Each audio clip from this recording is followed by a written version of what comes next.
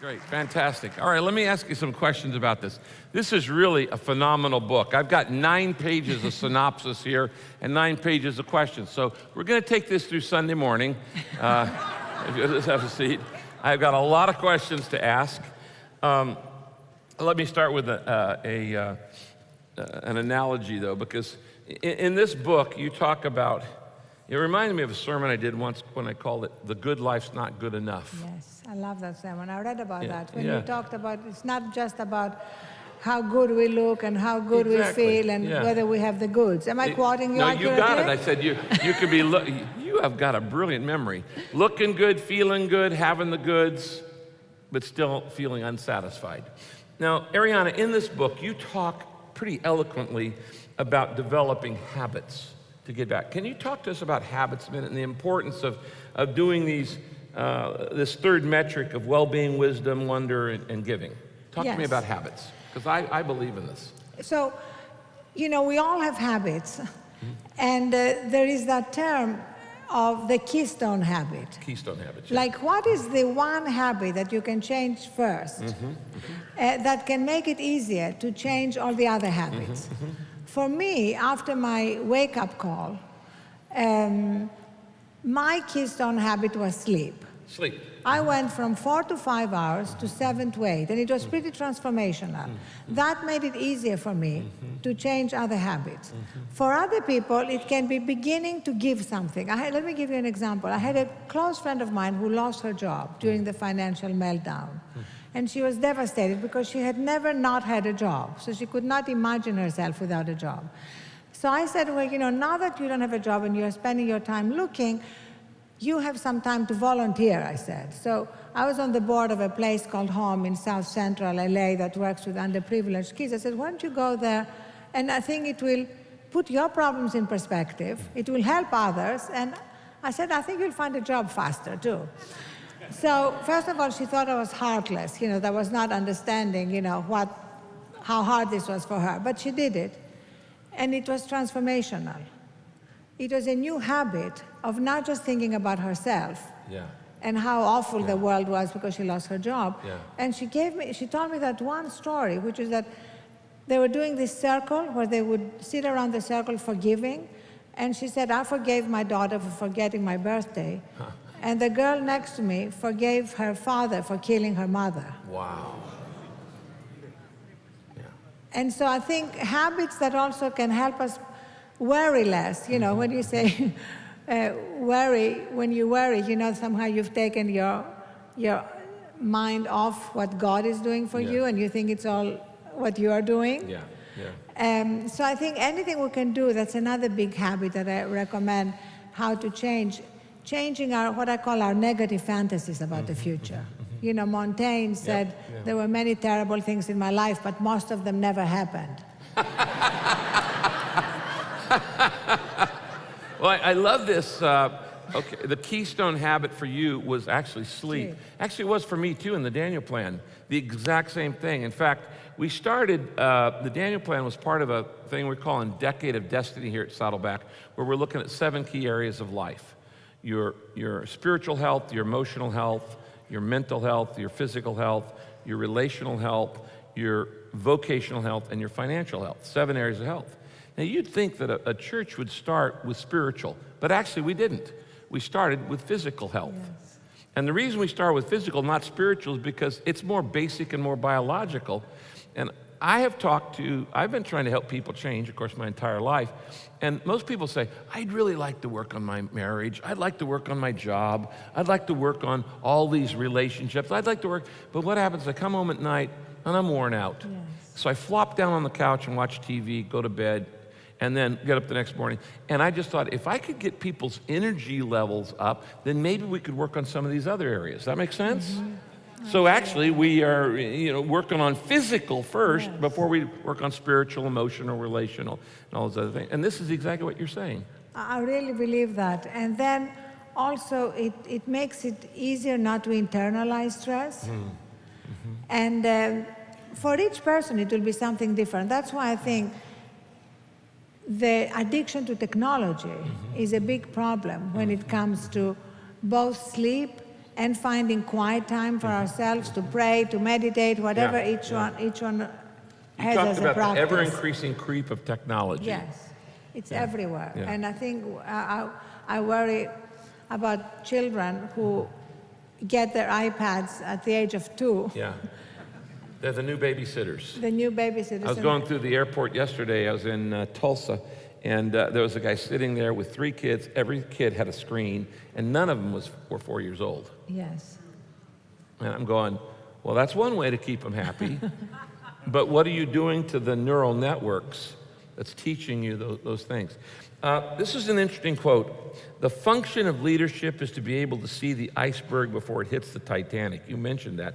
Talk about that. Yes, you know, let me give you an example. Erin Callan was the chief financial officer of Lehman Brothers, before it went bankrupt. Right.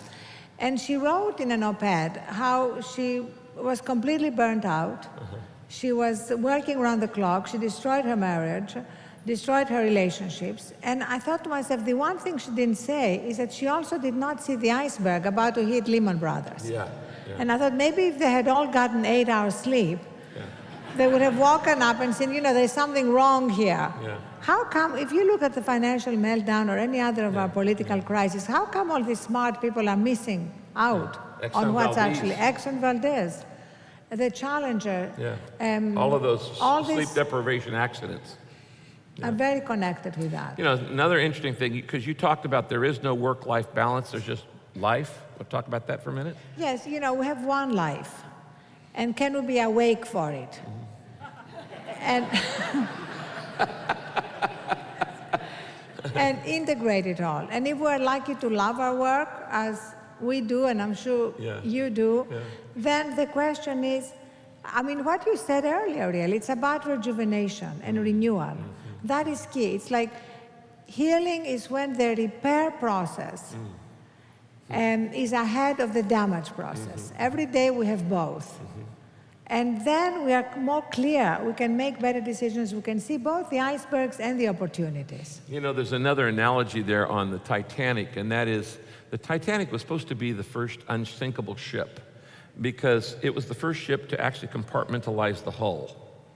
And the theory was we could hit an iceberg and actually take on water in a certain percentage, but it wouldn't sink the ship. It's kind of like a submarine that you could batten down the hatches, take on water in certain. The problem with that theory, of course it's good, but the bottom line is a hole in the boat's a hole in the boat, it's a hole in the boat. And if you and I are sitting in a rowboat and I start drilling a hole at one end, and you start, what are you doing? I said, well, it's just my life. It doesn't bother you. Well, it's going to take us both down. And the Titanic myth is that I can compartmentalize my life and I can be messed up in one area and it won't affect everything else. It's nonsense. It's nonsense because it's your whole life. And if you've taken on water, if you say, this is my spiritual life, this is my emotional life, this is my mental life, my physical life, this is my career life, this is my golf life, this is my social life, this is my secret life. Well, the bottom line is you can't compartmentalize your life. That just causes more stress. And also because, modern science is validating that all spiritual belief, life proceeds from inside out. We sort of have been acting on the belief that life proceeds from the outside in, but it doesn't. Yeah. It's a huge revolution, really. I know you've been preaching this for years, so it's no news to you, but it's a little bit like, we've been living in a pre-Copernican world where the equivalent of the world is flat, is that the human beings are purely material beings. And now modern science is proving unequivocally this is not true. That who we are is way beyond our bodies. We have this amazing evidence of the mind and the spirit healing the body. And we see that again and again. We have MRIs to prove what's happening in the brain. That's why, again, I have so much scientific evidence in the book. I really want to convince all the skeptics that the most important exploration now is of that inner being. Yeah. I was one time speaking at the TED conference, and somebody asked me, actually it was, I don't remember the guy's name, but, Peter Thiel. And he said, will computers ever need religion? And I said, well, no. But I said, I have no doubt the computers are going to get smarter. They're going to be smarter than us, okay? But the fact is, you're far more than intelligence. A human being is far more than intelligence. And it's those other parts of you. Now, you said here, the most effective way to operate at work is like a sprinter. Talk about that. Yes, you know, the point about work is that was my mistake. You can't just keep going, and think this is it. It's endless. So it has to be sprinting, renewing, sprinting, renewing. It's a dance. It's a dance. And when we find the joy in the dance, then we can tap into that childlike creativity that you talked about earlier. And that can be transformational. You know, rest and this restoration is so important. God put it in the Big Ten. It's in the 10 Commandments. It's right up there with don't commit adultery and don't murder. It also says every 6 days you take a day off. Yes. Rest your body, rejuvenate your soul, recharge your emotions, rebuild your relationships. The Sabbath, Jesus said, is made for man, not man for the Sabbath. It's for your benefit, so you don't wear out. And that sprint is there's a period. It's not like you just keep, if you're burning the candle at both ends, you're not as bright as you think you are. Yes, yes. And you can get so many irons in the fire, you put out the fire. And that's where we need to change business culture. Because you go to so many corporations and they reward people for working 24/7. You know, we need to realize we don't pay people for their stamina. We pay them for their judgment. And at the Huffington Post... That's a good line. Write that one down. We don't pay people for their stamina. We pay them for their judgment. And if you're burning out, you don't have the judgment. And now I think there are corporations, 35% of American small and medium-sized businesses now are beginning to introduce some form of mindfulness program, awareness of the health of their employees. We're spending $300 billion as businesses because of stress. Yeah. Now talk about that, because you used the word mindfulness and heartfulness, which I'd never heard before until I read your book. Explain those concepts, mindfulness and heartfulness. You know, mindfulness doesn't just mean the mind, because in the East, the word mind and heart is the same. It's your soul. It's the soul. It's really soulfulness. I mean, I much prefer, I personally love the word soul. And my favorite... I like soul food. Yes, soul food. It's not, soul food is not on the Daniel plan. Yeah, you're right. That gravy. Oh, baby, oh, baby, oh, baby. Yes. These amazing biscuits, right? Oh, you're killing me. There's a place for that. We're not talking about giving all that up. Right. Just putting it in its place, right? Right. Exactly. Like every night. Everything in moderation. So yes, mindfulness is really, you know, every generation comes up with its own words, but it's all the same thing. You know, Goethe said, this life, gentlemen, is too short for our souls. You know, we need something bigger. And how do we tap into it? You said the common warning sign that we're on overload, that we're on burnout, you gave an acrostic called HALT. Yes. And it was hunger, anger, lonely, and tired. Yeah, that's HALT. That's a sign. You know, we are ignoring the signs that we are getting from ourselves to halt. And if we really begin to monitor ourselves better, we will course correct faster. You know, we created an app which is free. You can download it. Oh, it's technology. Yes, that's the paradox. There is now, I have like all these appendices of technology that can help you disconnect from technology. You know, the most popular new feature that Apple launched was a feature called Do Not Disturb that blocks all your incoming messages. That's how weak we are. We have to have an app help us. Anyway, our app is called GPS for the Soul. Oh, I love that. And basically, it gives you a proxy of your stress level, and then you create a personal guide that helps you course correct. You know, it has like pictures, in my case, it has pictures of my children when they were young and unproblematic a long time ago. It has, you know, my favorite music, landscapes, and it's under a minute. And again, we have evidence that shows that just playing that can calm us. During the day. During the day, anytime you feel stress, anytime you have that halt message, just play it. It's under a minute, and then you can course correct. We have this incredible capacity to course correct if we don't let it really accumulate. often, because like if you're going to the moon and you're course correcting by the millisecond, because if you get off, you're going to miss it by 100,000 miles by the time you get there. You know, I have a little saying that I teach leaders, and it says, divert daily, withdraw weekly, abandon annually. Divert daily means every day you find those things that replenish you. Okay, divert daily. When my kids were little, I used to keep a giant milk can, a dairy can, at my front door. And when I'd come home at night, I would pause there at the front door, and I'd say, okay, God, I'm going to drop all my worries in this can. I'm not taking them in and loading them on my wife and kids. I'm going to drop them right. They'll be here tomorrow morning when I come out the door, and I can pick them up, but I would do that. So you divert daily. And when my kids were little, one of the things we would do is wrestle. They were the powerful PKs, pastor's kids. It was tag team wrestling versus against pastor of the universe. And we would wrestle. And if I could pin both of them at once, both of the boys, they had to quote a Bible verse. If they pinned me, they could take an offering.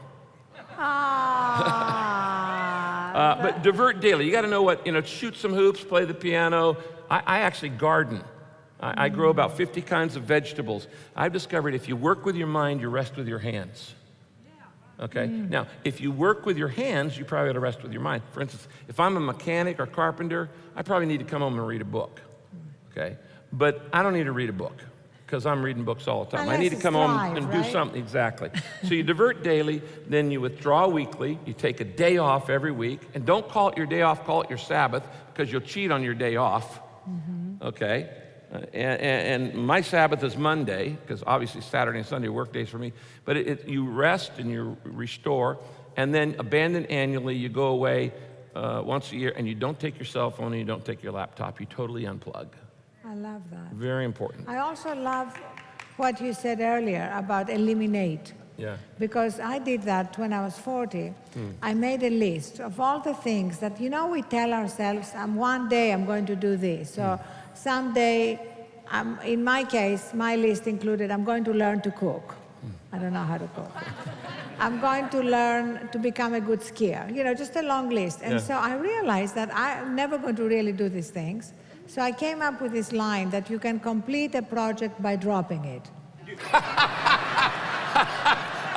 I love that. That's brilliant. Write that down. Tweet that, okay? Okay, tweet that. You can complete a project by dropping it. So that's part of what you were talking earlier about eliminate. Right. Yeah. All right, last question. You talked about, we'll let you comment on this, mastering the art of slowing down doesn't happen quickly. Yes. So give these guys some encouragement on this. Yes, this is about being patient with ourselves and compassionate with ourselves. We want to chart a new path forward. We're among the pioneers who want to help the culture chart a new path forward, come forward with new values that, again, have been very ancient. We're not inventing anything, but we are applying it. And for me, the biggest failure of this book would be if people finished it and said, I agree with you, but didn't change anything. I want to see it as a bridge to help us make the changes we want, to lead lives of more significance, more purpose, more joy, and more giving to others. And that's why, I want giving to be a big part of everything I do as the book comes out at the end of the month. That's why I made I made this partnership with Donors Choose. You know Donors Choose, that they work with thousands of underprivileged classrooms across America, and you can go and pick things to give to the teachers that don't have things for their students. And anybody who buys a book gets the full price back to donate to Donors Choose. Because I wanted to really see how can we make giving God knows, you've done reverse tithing. So you are a master of that. But it's such an important part of our lives. And then we feel more abundant. If I can end with that, because that was a big realization for me. That why is it that when we give, it's when we feel the most abundant? And I realize it's because however successful we are, anytime we are going for the next goal, whether it's personal or business, we are operating from a little bit of lack. We are trying to get something we don't have. But when we're giving, no matter how little we have, we are operating from abundance. And that feeling of abundance is really, I think, how God intended us to be, because it feels so wonderful. Yeah.